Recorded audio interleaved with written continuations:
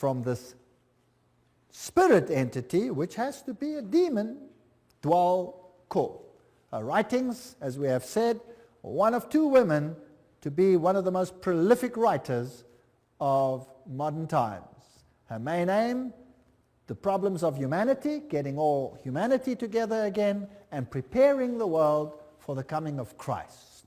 And we have read this quote already. I dedicate myself anew to the service of the coming One. One is an acronym in the occult for Lucifer. And will do all I can to prepare men's minds and hearts for that event. I have no other life intention. She writes, the Tibetan, this is now this Dwalkul, has asked me to make clear that when he is speaking of the Christ, he's referring to his official name as head of the hierarchy. The Christ works for all men irrespective of their faith. He does not belong to the Christian world any more than to the Buddhist or Mohammedan or any other faith. There is no need for any man to join the Christian church in order to be affiliated with Christ. So obviously it's not Christianity. The requirements are to love your fellow men, lead a disciplined life, recognize the divinity in all faiths and all beings, and rule your daily life with love. First of all, he will come to a world which is essentially one world, Alice A. Bailey wrote. So it doesn't even have to be a fully united world.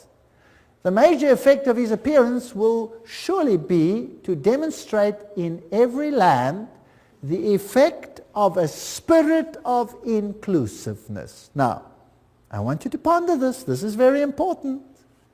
So his main aim will be to develop a spirit of inclusiveness. An inclusiveness which will be channeled or expressed through him. So his spirit will work to bring this about. All who seek right human relations will be gathered automatically to him.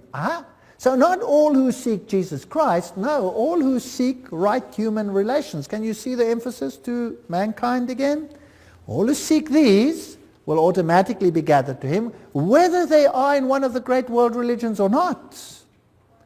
So we need a spirit of inclusiveness.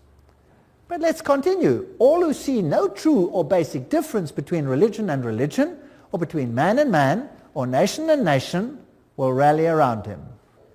Now those who embody the spirit of exclusiveness and separateness will stand automatically and equally revealed, and all men will know them for what they are. Oh, nice. What does the Bible say on this issue? The Bible says, come out and be separate. The Bible asks for a spirit of separateness.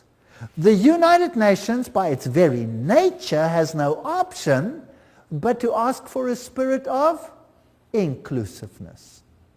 But now what if the high movers behind the scenes are actually occultists and Luciferians? Wouldn't that be kind of scary? Because who would be the head honcho of the team then, behind the scenes? Satan. Satan would be the head honcho. He would be the main guy. Now the trouble is, this difference. Those who say come out and be separate, they're going to be in trouble.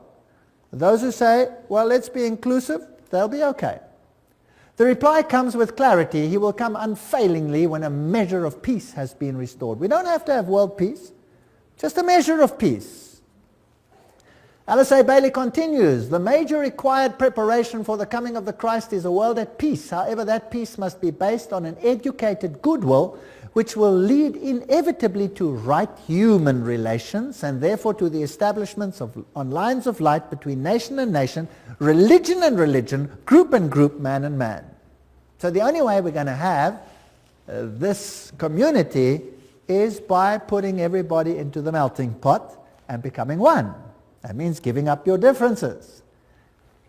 Discover the members of the new group of world service whenever possible and strengthen their hands. Look for them in every nation and expressing many lines of thoughts and points of view. Remember always that in doctrine and dogma and in techniques and methods they may differ widely from you, but in love for their fellow man. That has become the religion of the New World.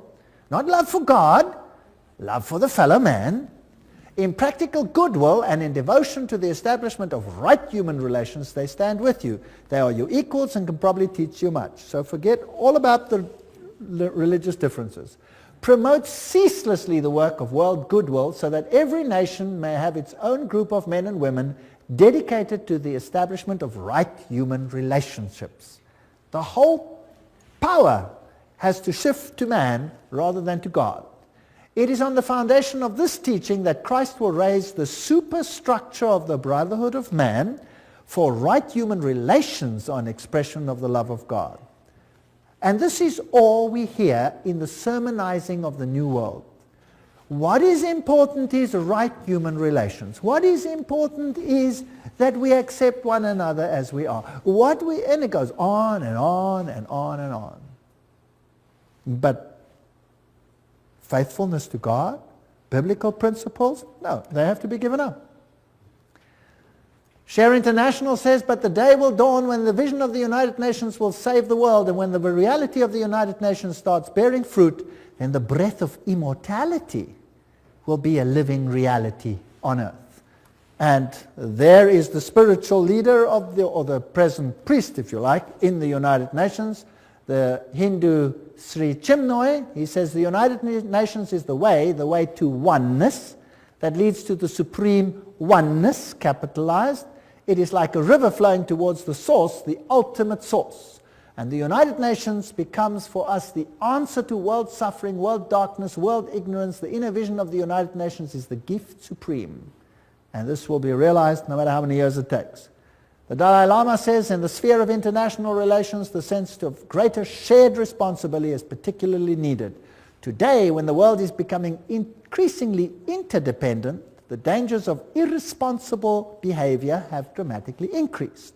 Unless we realize that we now are part of one big human family, we cannot hope to bring about peace and happiness. So all the world leaders are saying these things.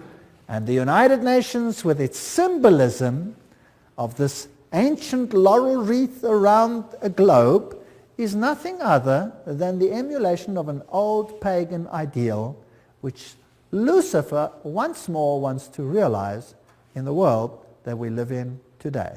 As we have seen, the symbol of the United Nations is very similar to the old Hittite symbol, where you had in the center the face of the sun god, and now you just have a web, if you like, a spider's web, which is the symbol of Lucifer, and the encompassing earth.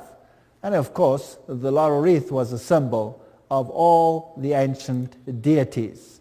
So we find all for one, all together now, we are the world, was the 50th celebration of the United Nations. The New Age agenda was to merge God and nature. That's what Teilhard de Chardin, the father of the philosophy of the UN, said. We must become pantheistic, eradicate male-female distinction, world peace, nuclear disarmament, one world government, one world religion. The organizations leading up to this, the United Nations, of course, Council of Foreign Relations, Trilateral Commission, Bilderbergers, Gorbachev Foundation, and the Club of Rome. And they've already put up a constitution which is known as the Constitution for the Federation of Earth. So we already have a world constitution. Now, obviously, if you want to bring about a situation like that, you have to influence the education of the world so that the mindset and the thinking of people is changed. So education is a very important point. This comes straight from their own web pages. Wow, you cannot say this is hearsay. It comes straight from them, uknow.org. The world will not change and find peace if there is not a new education.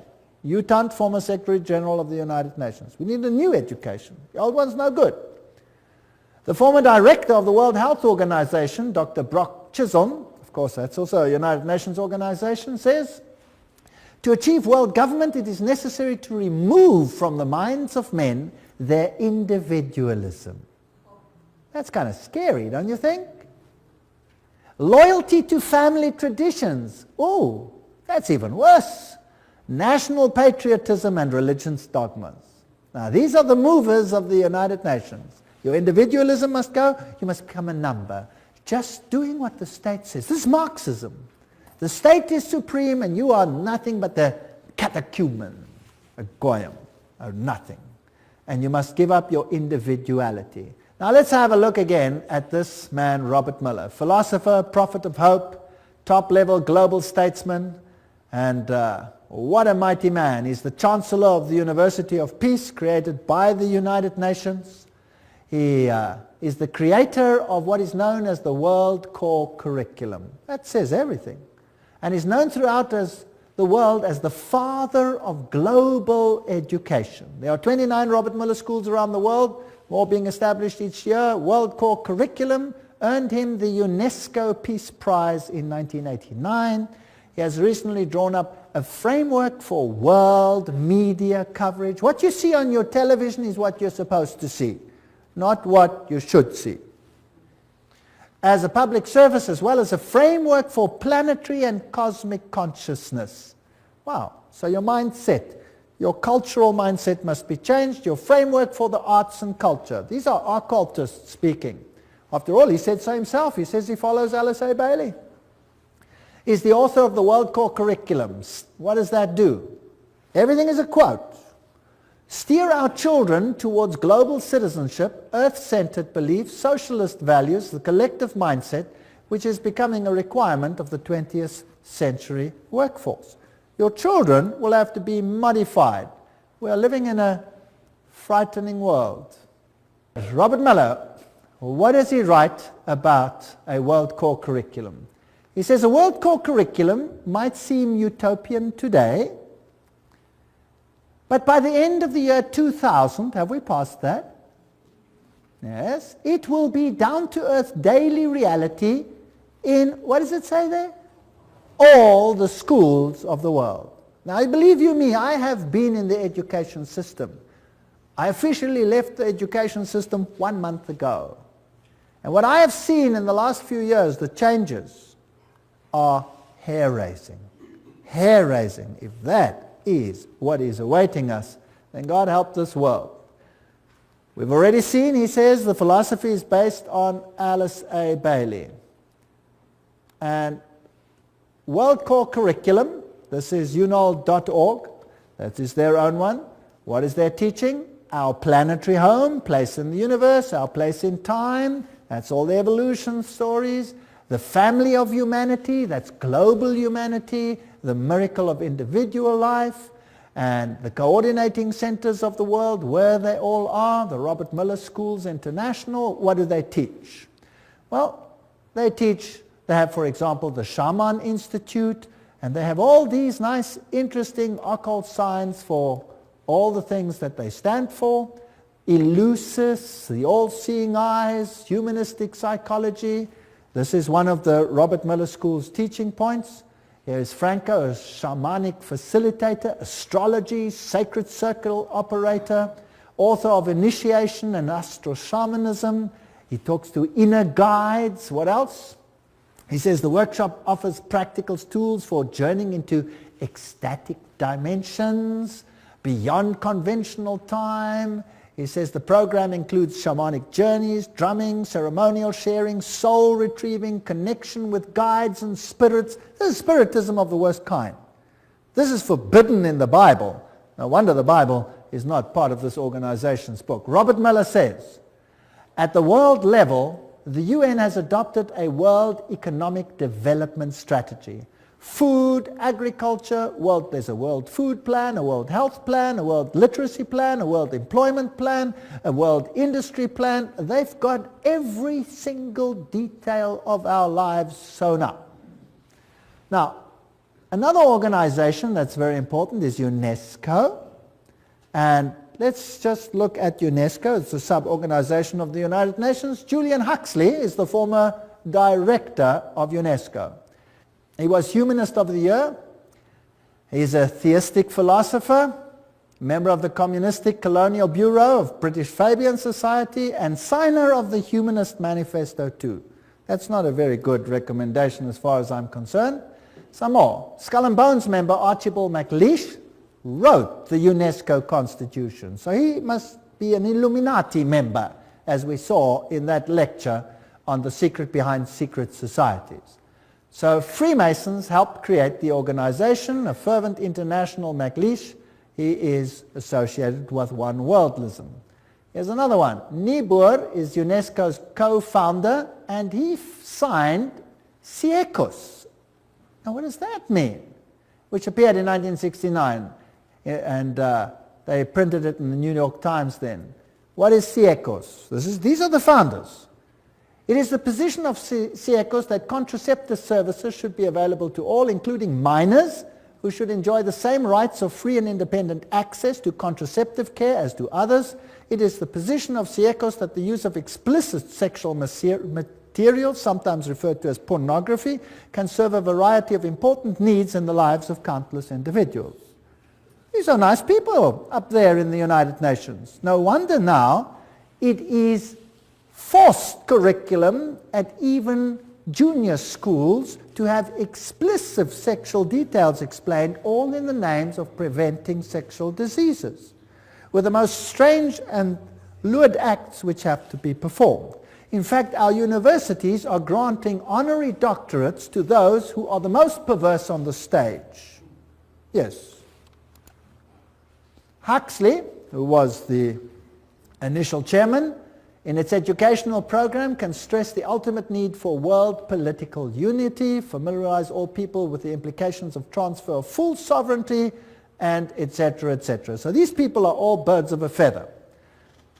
UNESCO explains, if UNESCO is attacked on the grounds that it is helping to prepare the world's people for world government, then it is an error to burst forth with apologetic statements and denials. Let us face it, the job of UNESCO is to help create and promote the elements of world citizenship. When faced with such a charge, let us by all means affirm it from the housetops. That's what UNESCO says itself. So they're not denying anything.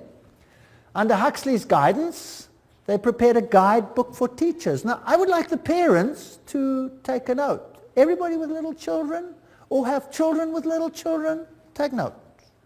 What is the United Nations Guidebook for Teachers?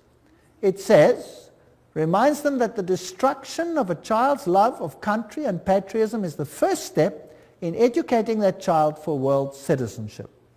Now let's have a look at what the guidebook contains. Volume 5, page, on the opening page. In the classroom with children under 13 years of age, before the child enters school, his mind has already been profoundly marked, often injuriously by earlier influences, first gained, however dimly, in the home. Oh, that's interesting. So this must be changed. Who's putting these thoughts into the minds of children then? The parents. That must be changed. So UNESCO's aim is to change the mindset of your children, to turn it against any values that the parents might instill in the mind of that child. Isn't that breaking the fifth commandment, yes or no? Honor your father and your mother that you may have a long life. Isn't this breaking the fifth commandment? I think it is. On page 8, the teacher is told, the kindergarten or infant school has a significant part to play in the child's education. Not only can it correct many of the errors of home training, but can also prepare the child for membership at about age 7 in a group of his own age and habits, the first of many such social identifications that he must achieve on his way to membership in a world society. Aha, the kindergarten. So now, the governments of the world are saying, you must send your kids to school earlier. Did you know that? That the governments are beginning to say that? And England now passed a rule when? This year. This very year. Guess when kids go to school from this year onwards in England? Age 3. Yes, age 3. You have to send them to preschool. That's nice. The mothers love it because they don't have to take care of the kids. But who's controlling the mindset of the kids? And who's behind it? Occultists. Page 58 of the guidebook to teachers says, as we have pointed out, it is frequently the family that infects the child with extreme nationalism. The school should therefore use the means described earlier to combat family attitudes. Now, nationalism is not their ultimate game. What is their real game? Religion. Religion. Volume 5, page 11. In our view, history and geography should be taught at this age at a universal history and geography. The study of history raises problems of value which are better postponed until the pupil is freed from nationalist prejudice, which is present surrounds the teaching of history. So the whole mindset of the child must be changed in the teaching program, and this is UNESCO's aim. Not a very, well, noble aim, I don't think, because the authority of religion and parents, especially Christian religion, will be undermined. Now another organization comes in, this is called